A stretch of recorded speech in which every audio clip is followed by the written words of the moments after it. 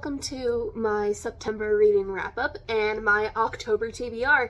We are going to talk about all the books I read in September and all the books that I'm going to read in October. As usual, we'll be doing the wheel for the TBR part, but let's get into it, okay? Let's get into it.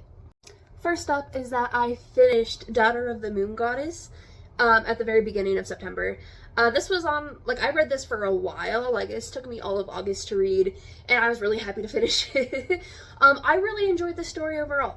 I liked the story. It was just kind of the way that the pacing of the story worked made it kind of hard for me to stick to it, because, it would time jump years at a time, which, again, made it a little bit difficult for me personally. However, the overall story I really liked. I really liked the main character and the love interest and the little adventure that they went on. The ending was a little meh, but overall, I definitely recommend, and I do want to read the second book in this duology. I don't know when I'll get around to it, because I don't even own it, but I want to get around to it eventually, so we'll see. The next book that I read was The Project by, I think her name's Courtney Summers. This one was really interesting, because, it's a thriller, but it's a really slow thriller. The thriller doesn't start thrilling until near the end. However, the building blocks that it built were really important to the story, I think, because the story is about a cult called the Unity Project, and the main character, her sister joined the Unity Project and basically never spoke to her again, and so she's on this mission to infiltrate the Unity Project and find out what happened to her sister, and it had me for a second, for a long period actually during that book, thinking is this a thriller? Are these the bad guys? Did I misunderstand what kind of genre we were doing here? No, I did not misunderstand. I would have been tricked too, because the Unity Project does a lot of good things, right? They have a lot of community service that they do. They provide a lot of good, but you get to the end and you realize that the leader is messed up, and because of his traumatic upbringing is the reason he was messed up, even though that's what he used to get close to the main character. All of that. Overall, even though it was slow, I recommend. Next up, it's my only DNF of the month, I think. I'm pretty sure. And that was my book club book with my friend Adia, Legend. This was part of our little project we were doing where we were reading a bunch of dystopians from the 2010s, 2012s era. And I can't tell if it was a problem with the book or if it was just that we were kind of both burnt out on the genre and all of the general discussions on the genre. So we just weren't feeling it. We weren't getting into it. And we decided to DNF the book together. Now, it partially is because it felt a little too close to the world today. On top of the fact that it was, in other ways, just like every other dystopian out there, it wasn't really doing anything particularly unique, and I just wasn't connecting to the characters. It could be by the fact that I'm probably too old for the target audience of that book. It may be as simple as that, but it was DNF'd. Next one I want to talk about is Braiding Sweetgrass. I listened to this as an audiobook through the library, and I really ended up enjoying it. I was a little worried that I was going to be bored during it, but I was I'm here for the experience. This is actually a book that was recommended reading in one of my college classes back when I was in college, and I had never picked it up because I was I'm not going to do extra reading on this side. And maybe that's for the best, because I don't think it would have connected to me in the same way it did listening to it this time, because I have a biology degree, so the topics in this book were pretty close to my heart, and on top of that, it was almost like a spiritual experience listening to this book. The author narrates it too, and I think I ended up adoring her. If that author was my botany professor, I might have actually liked taking botany. But to be fair, my botany professor was kind of a dick. So, what are you gonna do? After that, I kind of switched gears, kind of not. I read Blood Over Brighthaven. 5 stars. Like, everyone was right when they talk about ML Wong. And I now need to move Sword of Kaigen theoretically up higher on my list. Obviously, though, you know, like I mentioned at the beginning of the video, my TBR is picked by my wheel. So when I'll actually get around to reading it, I don't know. Blood Over Brighthaven came in as a library book. So that's why, like, if you saw my TBR video and you're like, these are none of the books that were on your TBR, we're getting to that. I'm sorry. But library books take first priority because they're on a time limit, you know? Anyway, the story of Blood Over Brighthaven was fantastic, and I've been in such a big, like, dark academia, like, fix lately, that the dark academia of this book was perfect. It almost kind of reminded me of, like almost like typewriter programming, like, the time period of the book, I don't even know how to describe, because, like, they have electricity, but there's no, like, smartphones or anything, or I don't even know if there's any phones at all. But that's beside the point. The main point of the story was about how the magic actually was not really that much of a good thing. The oppression of an entire group of people in the city and the way that the entire city viewed them as less. Like, I cringed so much during some of the parts where it was weird because I love the main character, but some of the things that came out of her mouth, especially near the beginning, I was horrified. I was enthralled. Definitely well done. Everyone that says you should read this book is correct. Next up, again, a very heavy, went from a heavy book to another heavy book. I read Chain Gang All-Stars. Another amazing read. Another one that everyone that says that you need to read this book is correct. It has great commentary about private prison systems, and the sad thing is that the reality of that book, I could see it easily being in this world, because, like, you would think, like, watching people off each other, like, people wouldn't be into that. Like, no, like, people aren't that fucked up. I think they are. I think they are.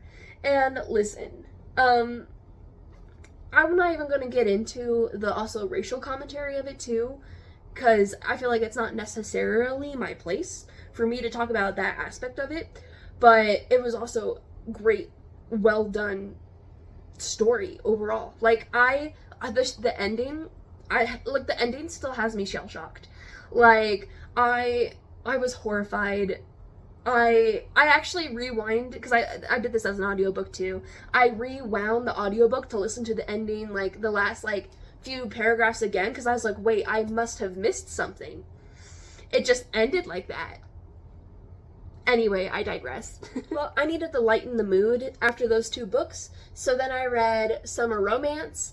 This one was just cute. If you were part of the crowd that likes closed door romances and you want older protagonists, the main character is, I think, 38, and she's in the process of getting divorced from her husband when she comes across this man that her dog pees on at the dog park.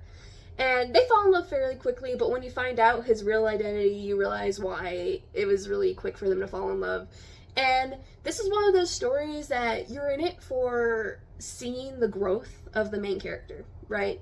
Because the growth of the main character was honestly, inspiring isn't necessarily the right word, but it's the only word that's coming to mind right now. Like, I thought, like, her journey was really touching. I think it's a really important message that I think a lot of women, no matter the age, should be, like, listening to. And I'm gonna leave it at that. It was also technically not summer anymore, but, you know. The final read I want to talk about is Annihilation. It was a quick little read at the end of the month. This book is so different from the movie. Like, it was so different, I was thrown off at first. And I kept on waiting to, like, get some of the similar beats from the movie, and it wasn't really there, which I ended up being okay with. But it's almost like the movie and the book are two separate entities that just happen to have similar settings. But even then, the actual settings of them, besides it being inside the contaminated area, that's it. That's the only similarity, and the fact that the main character's husband went in before her. But there are, like, again, so many differences. Like, the husband died 6 months after going into the program, unlike in the movie where he's still alive. The main character doesn't go back. Or maybe she does. Like, it's kind of, like, left up in the air. Maybe if you continue on with the series, it goes into that more. I might go into it, because I'm curious. It was hard to follow at some points, but I'm not sure, like, I'm pretty sure that it's intentional.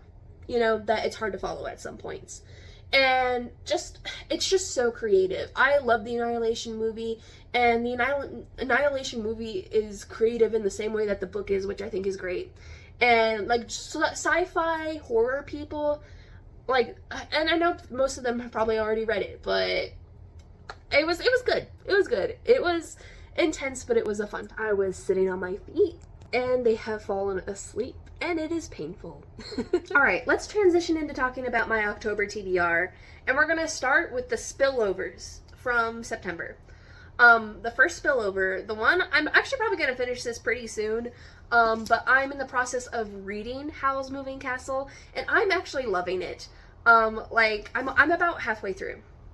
And this one's also pretty different from the movie, but not to the same extreme Annihilation was. But I'm actually, so, like, Howl's Moving Castle is one of the more, like, it's one of the, I've only seen it once out of all the Studio Ghibli movies. It's one of the ones I've seen the least. So I didn't have the same connection I feel like a lot of people do have to the movie. However, this book is amazing. I love, like, the way magic is represented in this book. I feel like it's better explained than the movie is. It's easier to, like connect to the characters, in my opinion. And I do plan on rewatching the movie when I finish this book, so I can mentally compare it. I might even, like, write a Substack article comparing the book and the movie. I might do it for Annihilation too. We'll see. We'll see. I don't want to get too far ahead of myself. But I'm hoping that within the next week, I'll be finishing this. So, yeah. And then another spillover. This one you will recognize from my TBR list from last month. I still haven't gotten to the Welcome to the Hong Nam Dong bookshop. I hope I say that right. But it's still definitely the next read after Howl's Moving Castle. Like I said, library books come first, and I've been doing so much other stuff besides reading when I get home. That's why I've been so, like, slow getting through my actual reading books. And then the one other book that's spilling over is I'm reading it on my Kindle. And I think it's the 7th book in the Zodiac Academy series. I think it's called Heartless Skies. Even whatever the name is, if I'm wrong, it's gonna be probably over here.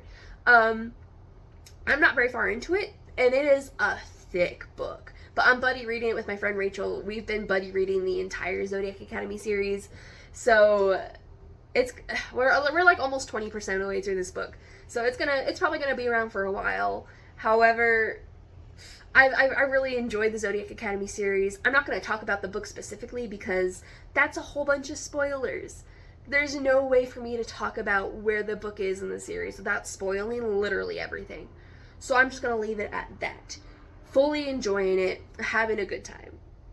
Let's get into the wheel, and I'm going to choose 2 books probably, because as you've seen, I'm going pretty slow through the physical books. So we'll just do 2 books to top it off, and if I end up doing more, then I'll spin the wheel for those 2. And you'll see it somewhere.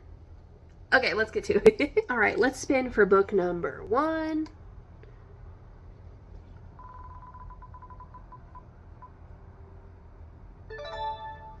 What does that say? The Wild Huntress. I have been really wanting to read this one, but I was kind of hoping for some spooky books for October, but it's fine. It's fine. I can accept that, I guess. Okay, let's spin for book number 2. Please be something spooky. Vicious by V.E. Schwab. Okay. Neither of those are spooky books. So, but you know what? That's fine. It's fine. It's fine. Let me grab... So, Vicious is actually on my Kindle. So, let me grab The Wild Huntress real quick. There we go. The Wild Huntress. like I said though, I have been really excited to read this one, and even though it's not spooky season vibes, it is like, it's still, I feel like, a little bit autumn-ish, I mean to say. And I feel like it's gonna be fun. I'm glad that this is on the list, at least. And then Vicious, like I said, is on my Kindle. I've been putting all of my Kindle, like the Kindle Unlimited books I already have downloaded on my Kindle. I put those on the list too. So, you know, I'm glad I'm finally gonna get to, like, clear some of that off. And ironically, so, like, I'm also reading The Poppy War, because that's the book club book me and my friend Adia are reading, and Vicious is actually one of our options, like, one of the other options for book club that we ended up not going with, so I guess I get to read it anyway.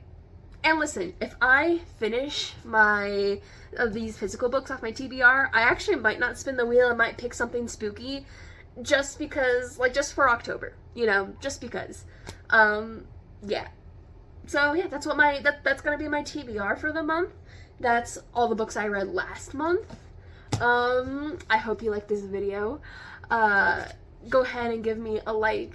Go ahead and subscribe if you want to see more. I try to post at least once a week. I'm hoping I can bump it up to 2, but I only got so much in me, girl. Yeah. And I'll see you guys in the next video. Goodbye.